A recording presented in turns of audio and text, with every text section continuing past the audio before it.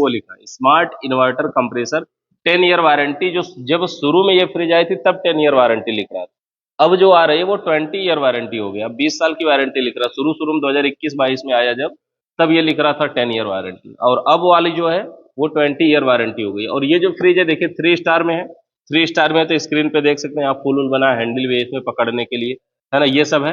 90 volt से 310 volt पे ये काम कर सकती है, यानी अगर लाइट कम है, कम से कम 90 वोल्ट है तो भी काम कर लेगी, ज्यादा अगर है 310 वोल्ट है तक है तो भी काम कर लेगी। वर्क विदाउट स्टेबलाइजर, बिना स्टेबलाइजर के भी ये काम करेगी।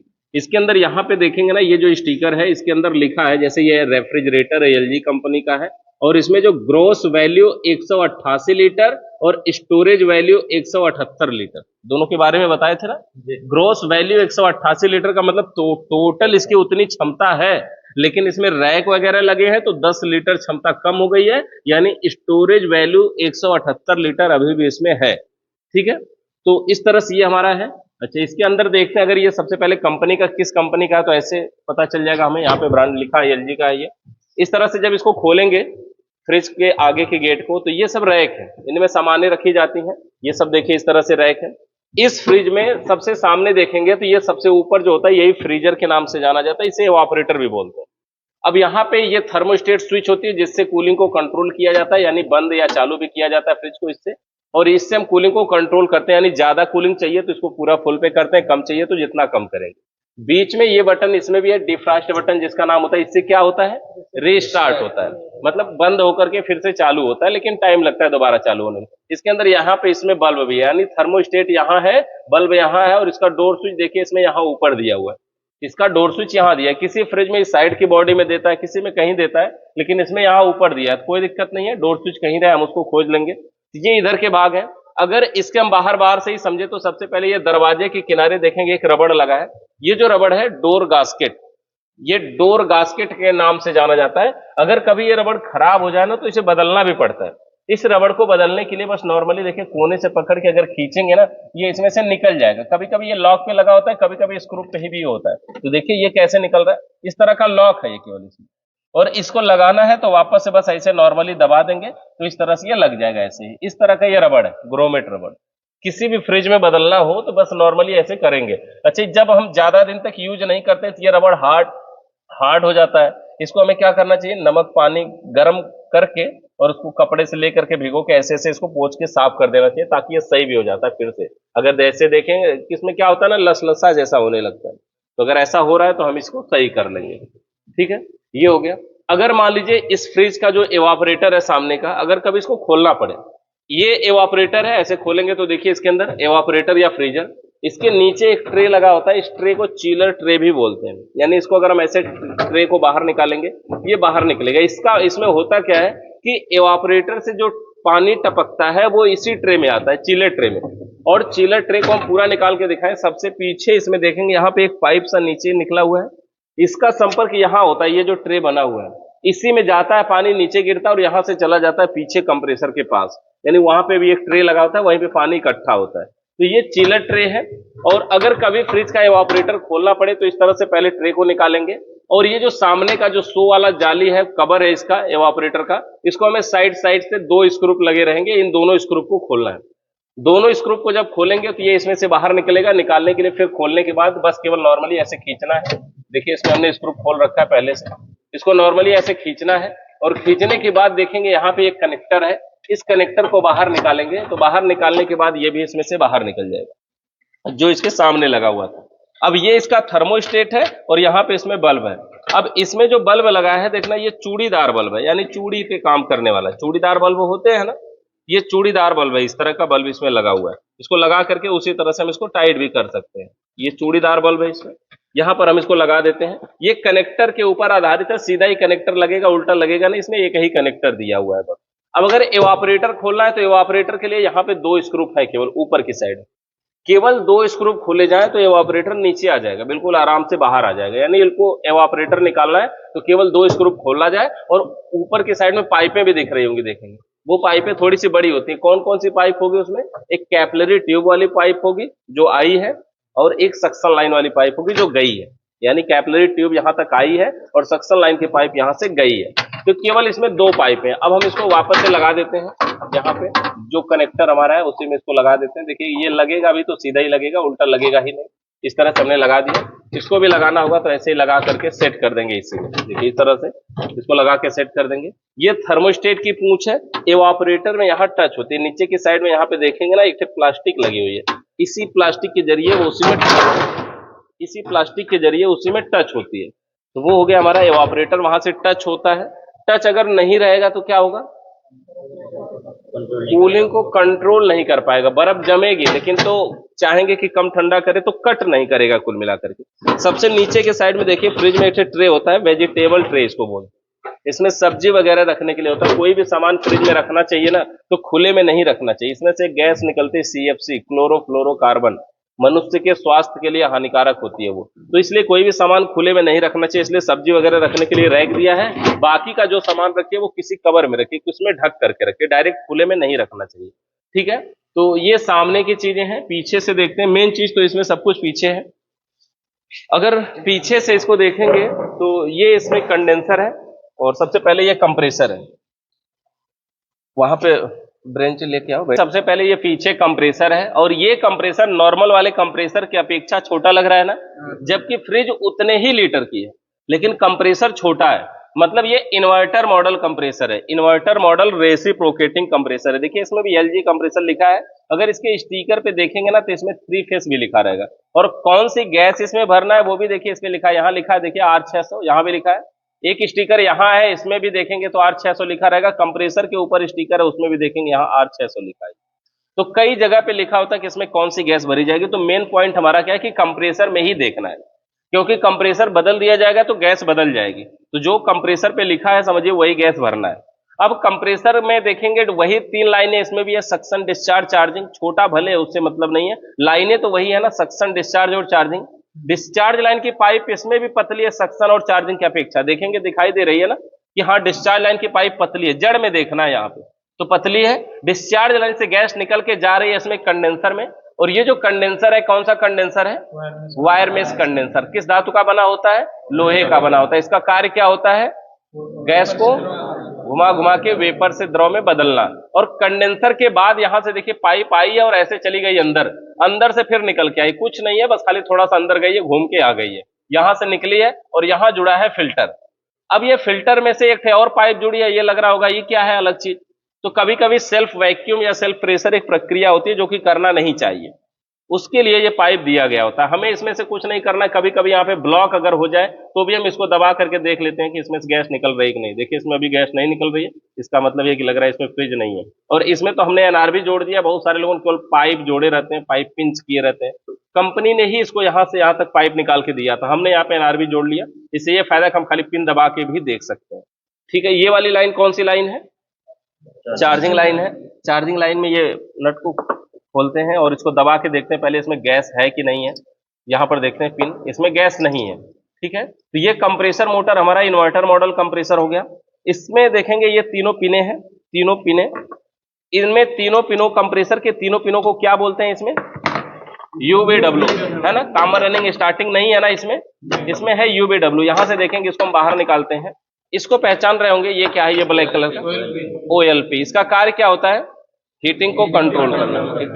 अब देखिए इसको हम क्या करते हैं, पहले इसको खोलते हैं, ये PCB को निकालते हैं इसमें से और दिखाते हैं। ये कंप्रेसर मोटर हो गया हमारा। ये देखिए इसके अंदर एक बॉक्स लगा है, ये बॉक्स पूरा पैक है ना, और इसी के अंदर इसमें PCB है। यहाँ पे नीचे की साइड में अंदर एक कनेक्टर है, इस कनेक्टर को निकाल देते हैं हम बाहर। PCB इसके अंदर है, PCB को खोल के पहले निकालते हैं और PCB को देखते हैं कैसी PCB है। इसमें इस तरह से इसका बॉक्स खोले, इसके अंदर PCB है। ये PCB हमारी देखिए सिंगल डोर फ्रिज की PCB। इसके अंदर कनेक्टर लगे हुए हैं, सभी कनेक्टर को हम इसमें से बाहर निकाल देते हैं और देखते हैं। यही है PCB इसमें, है ना, इस तरह की PCB है। PCB के अंदर देखेंगे जो कनेक्टरों की संख्या है, शायद आप अगर थ्योरी बढ़िया से समझोगे तो पहचान पा रहे होंगे। ये जो कनेक्टर इसमें लिखा है N और L, यानी किसके लिए है, पावर के लिए, यानी पावर सप्लाई। पावर सप्लाई के बगल में ही फ्यूज लगा होता है, ये भी लगा हुआ है। इसके बाद इसमें 3 पॉइंट है, ये किसके लिए होगा, OLP के लिए। इसमें 2 पॉइंट OLP का, एक है बॉडी अर्थ के लिए। इधर 2 पॉइंट है, किसके लिए होगा, थर्मोस्टेट का है। ये वाले में कई पिन है, किसके लिए होगा, प्रोग्रामिंग के लिए है। ये इसमें 3 पिन है, किसके लिए होगा? UVW। इसमें लिखा भी है, देखो लिखा MW MV MU, मतलब मोटर का W, मोटर का V, मोटर का U, और यहाँ पे N और L लिखा है, और यहाँ पे OLP भी लिखा है, यहाँ पे छोटा सा OLP लिखा है, और इधर लिखा है थर्मोस्टेट, यानी सब पे लिखा है। तो ऐसे करके हम इसको चेक भी कर सकते हैं। अगर हम इसमें कंटिन्यूटी वगैरह कुछ बेसिक चेक करना चाहें तो भी चेक कर सकते हैं। ये फ्यूज है ना, और हमने बताया था कि जो सप्लाई होती है फेस वाली सबसे पहले फ्यूज में आती है, यहां से आगे बढ़ती है, इस OLP के एक पॉइंट तक आती है, OLP के दूसरे पॉइंट तक OLP के जरिए ही ट्रांसफर होती है। यानी अगर OLP लगी है तभी यहां से एक पॉइंट से दूसरे पॉइंट में लाइट पहुंचेगी। तो ये ब्रिज रेक्टिफायर है जिसमें 220 वोल्ट हमारी AC सप्लाई आएगी, और बाहर बाहर चेक करेंगे तो 300 प्लस DC सप्लाई आती है, यानी अंदर ये AC करंट को DC में परिवर्तित करता है, बदलता है। अब इसके अंदर देखेंगे तो सबसे पहले हम इसको समझते हैं कि ये देखिए लीड है, ये लीड भी कुछ अलग दिख रही है। अब अगर किसी फ्रिज में खोलेंगे तो ये लीड भी तो चेक करना पड़ सकता है ना। मान लीजिए कि PCB ठीक हो या खराब हो तो अलग की बात है, लेकिन ये लीड अगर खराब है या कैसे पता करें, तो हमें इस लीड को भी चेक करना पड़ेगा। इस लीड को चेक करने के लिए ऐसे समझिए, जैसे देखिए ये कनेक्टर है जो वहां खोसा गया है, इसमें लीड में देखेंगे कि यहां पर 2 पॉइंट है, यानी ये मेन वाला है जिसमें प्लग हमारा है, ये मेन वाला है, और इसमें 2 पॉइंट है। तो ये जो मेन के साथ जो दोनों पॉइंट है, मेन के साथ जो दोनों पॉइंट है, ये पावर सप्लाई वाले होंगे। इसका ये मतलब है कि अगर यहां से चेक किया जाए, मल्टीमीटर को उठाइए, हाँ ये मल्टीमीटर को कंटिन्यूटी मोड पे ऑन कर लेते हैं, ठीक है, और इससे हम चेक करते हैं। मल्टीमीटर से चेक करेंगे तो देखिए क्या करेंगे, सबसे पहले वहां एक पॉइंट पे किसी पे रखते हैं और इसको हम चेक करते हैं। इसके अंदर 2 कनेक्टर है, तो किसी एक कनेक्टर को पहले चेक करते हैं। किसी एक पे रखिए, देखिए आवाज आ रही है, दूसरे वाले पे रखिए, देखिए यहां भी आवाज आ रही है। इसका क्या मतलब हुआ, ये मेन लीड हमारी यहां तक डायरेक्ट सप्लाई दे रही है, यानी ये वाला कनेक्टर हमारा उसमें लगेगा जिसमें डायरेक्ट न्यूट्रल फेस लिखा है, ये उसी का है ना। और यहां तक कंटिन्यूटी बताने का ये भी मतलब है, यहां तक कंटिन्यूटी बताने का ये मतलब है कि हमारी मेन लीड यहां तक ठीक है, ठीक है। अच्छा दूसरे वाले पे चेक करते हैं, दूसरे वाले पे देखते हैं कंटिन्यूटी आता है कि नहीं, तो देखिए नहीं आ रहा है।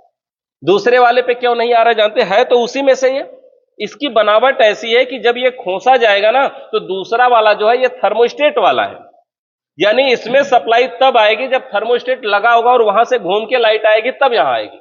यानी अगर अभी इस कनेक्टर को हम यहां पे खोस देते हैं जहां ये लगा हुआ था, और खोसने के बाद चेक करेंगे तो दोनों पे सप्लाई आएगी, क्योंकि थर्मोस्टेट लगा भी है और चालू भी है। समझ रहे हैं क्या?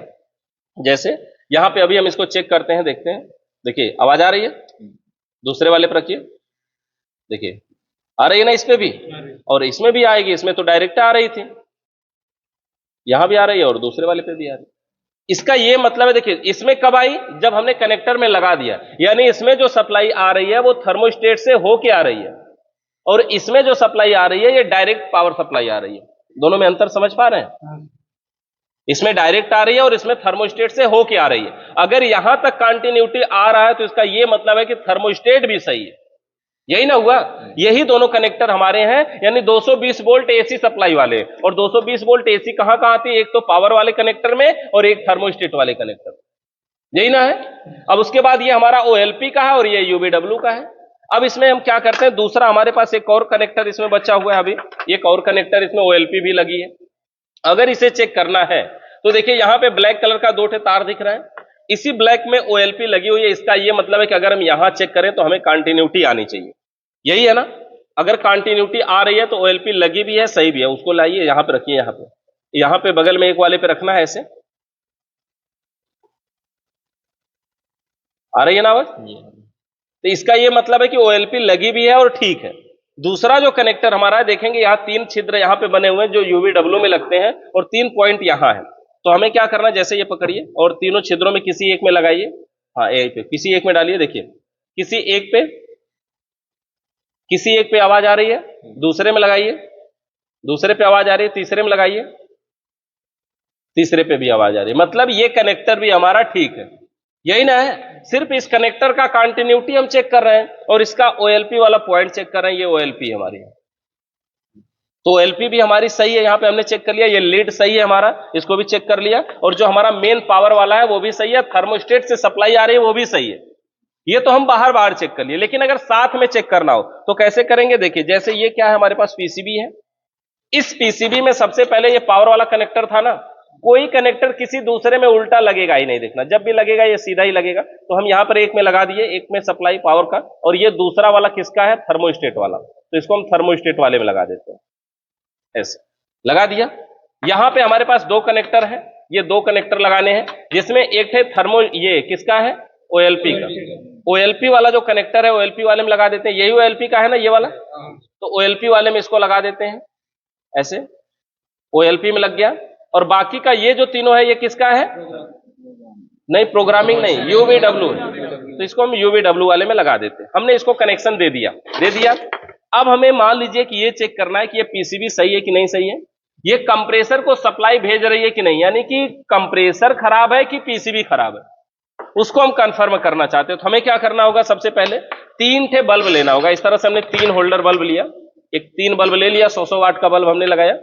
तीनों बल्बों का एक एक तार एक ही में जोड़ देना है, तीनों बल्बों का एक एक तार एक ही में जोड़ देना है। यहाँ तीनों का एक एक तार एक ही में जुड़ गया। अब इसके बाद देखेंगे यहाँ पे तीनों का एक एक तार अभी खाली है। देखिए ये तीनों बल्बों का एक एक तार जुड़ा हुआ है और तीनों में एक एक अभी खाली है तीनों बल्बों का एक एक थे। अब ये जो खाली वाला पॉइंट है तीनों बल्बों का, इसी को क्या करते हैं, ये जो यूवीडब्ल्यू में कंप्रेसर में लग रहा है उसी के एक एक में तीनों बल्बों को लगा देते हैं, एक एक में तीनों बल्बों को लगा देते हैं। देखिए इस तरह से एक एक में तीनों बल्बों को लगा देते हैं। किसी को किसी में लगा दें कोई बात नहीं है, बस तीनों में एक एक लगना चाहिए। लगा दिया तीनों में, और अब हम इसको प्लग में खोस करके इसको सप्लाई देते हैं। जब हम सप्लाई देंगे तो हमने एक चीज और बताया था कि इसके अंदर एक है एलईडी लाइट ब्लिंक करती है। जैसे ही पावर में लगाएंगे लाइट इसके अंदर, देखिए ये पीसीबी में है, यहीं पे जलेगी वो लाइट, यहीं पे, ठीक है। हम इसमें हम लगाते हैं, पावर में हमने दिया, दिखाई देगा सबको। जैसे देखिए हम स्विच को ऑन करते हैं, देखिए लाइट जली, एक बार जली ना। अब ये निकाल लेते हैं हम इसको प्लग में से वापस, सप्लाई को बंद कर देते हैं और निकाल लेते हैं। निकालने के बाद हमने क्या बोला कि ये लाइट थोड़ी देर में जलेगी, लेकिन अब की बार 1-2 मिनट का समय लगेगा, और ये लाइट 2 बार ब्लिंक करेगी। अगर ऐसा करती है तो भी हम मान सकते हैं कि कम से कम पीसीबी हमारी प्राइमरी सेक्शन से सेकेंडरी सेक्शन तक सप्लाई भेज रही है। अब देखिए इसको ध्यान से देखेंगे, और थोड़ी देर में लगभग 1 मिनट का टाइम लगता है इसमें, और ये लाइट देखिए जली और 2 बार ब्लिंक की।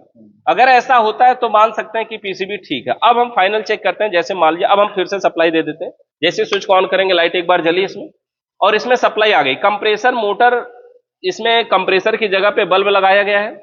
इससे क्या होगा कि बल्ब तीनों जलना चाहिए थोड़ी देर में, लेकिन अब की बार का जो टाइम लगेगा इसमें बल्ब को जलने में, कितना टाइम लगेगा, कम से कम 10-15 मिनट का समय लग जाएगा, थोड़ा टाइम लगेगा।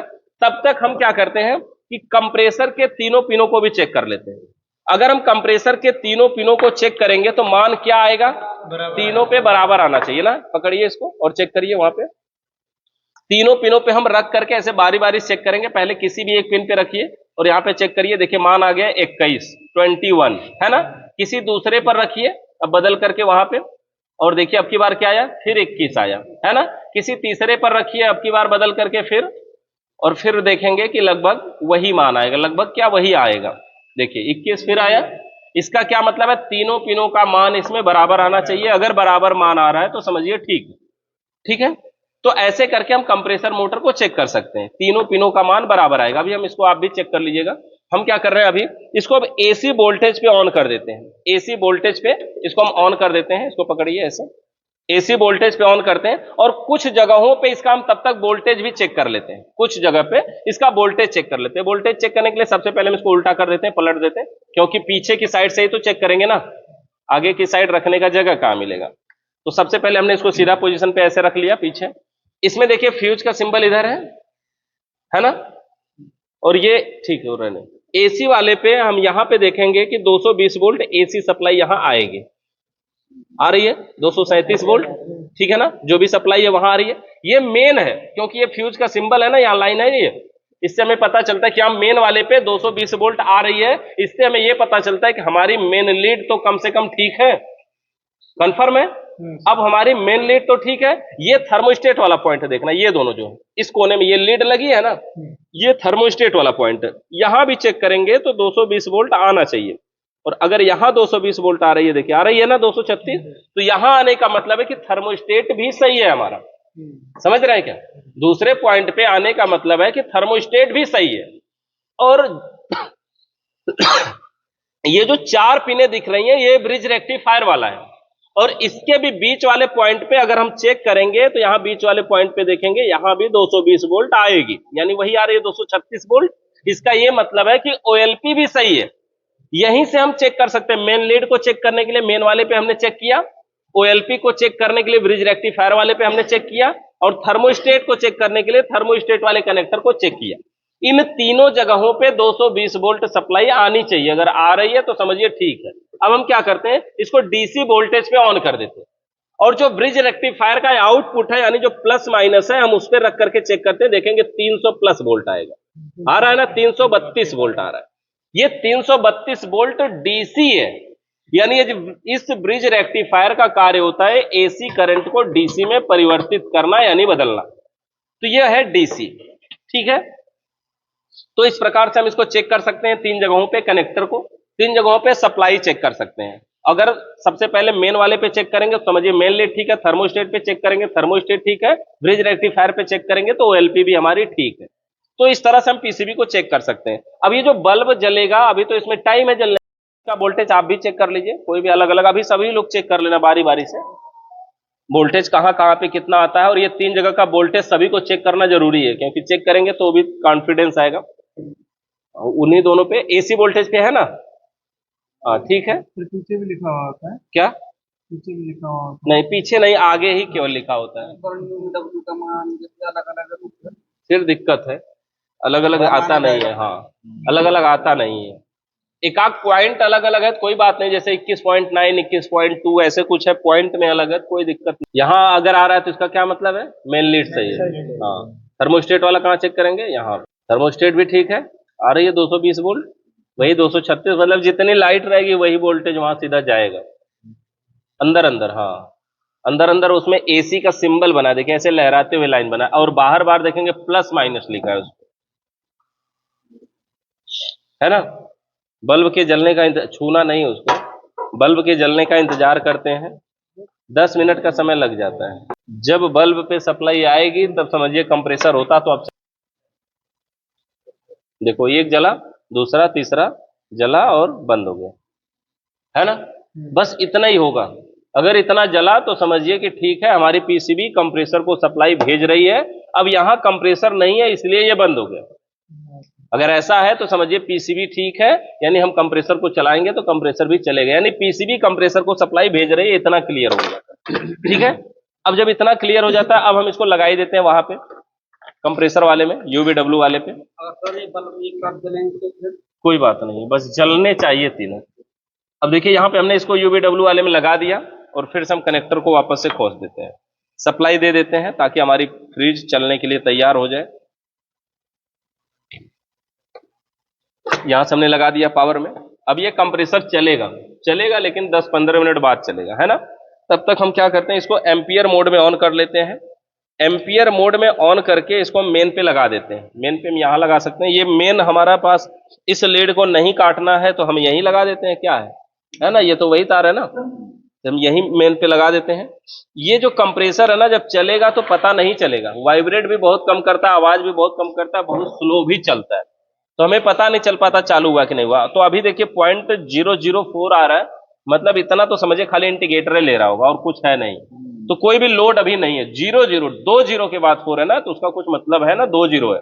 1 जीरो के बाद 4 होता तो कुछ और है, खाली 4 होता तो 0.4 बोलते हैं हम। 0.2 0.3 एम्पियर के करीब लेता है। अब अगर इसमें हमें गैस भी भरना है तो इसमें हमें कौन सी गैस भरना है, R600। यहाँ पे कैन था अभी R600 का, यहाँ पे देखिए हम सिलेंडर वाल्व उस पर लगाते हैं R600 के लिए। इस तरह का ये वाल्व हमारा है, ये भी पिन वाला ही है, तो हमने पिन वाला ये वाल्व लिया। इस तरह से इसको हम ढीला कर लेते हैं ताकि पिन ऊपर चली जाएगी। ढीला करने से ना, इसको ढीला करने से पिन इसमें ऊपर चली जाएगी,